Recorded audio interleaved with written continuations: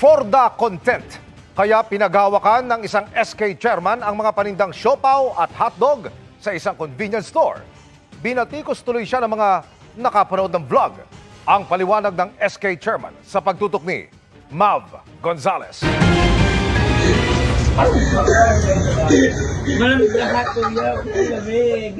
Viral sa social media ang video ng customer na ito na hinawakan ang mga panindang siopaw ng isang convenience store. Hindi pa na siya pwede. Hindi pa nakontento at sunod namang pinuntahan ang shelf ng mga hotdog. Hotdog na lang. Mainit din. Wala naman tinakay.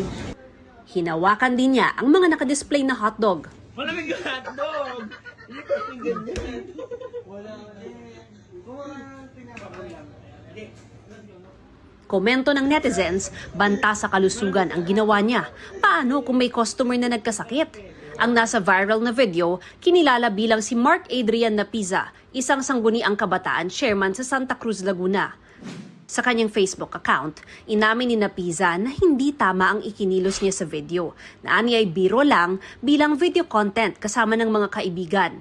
Alam niya aniyang hindi ito tamang asal, lalo't halal na SK chairman siya. Sabi pa niya, binili niya lahat ng nahawakan niyang pagkain. Humingi rin umano siya ng paumanhin sa pamunuan ng convenience store dahil sa abalang idinulot niya at sa paggawa ng content ng walang pahintulot. Nangako rin si Napiza na makikipag-ugnayan sa Sangguniang Kabataan Federasyon at DILG at handang tanggapin ang anumang nararapat na hakbang o gabay mula sa kinauukulan. Hindi ito ang unang pagkakataon na may influencer o content creator na nakaabala sa publiko o gumawa ng delikado for the content. Tila marami pa rin hindi sumusunod sa inilatag na Code of Ethics and Standards ng grupong Creator and Influencer Council of the Philippines na binubuo ng mga content creator at influencer. Kabilang dito ang pagkakaroon ng integridad at ang palaging pagsunod sa tamang asal at ugali. Para sa GMA Integrated News, Mav Gonzales, nakatutok, 24 oras.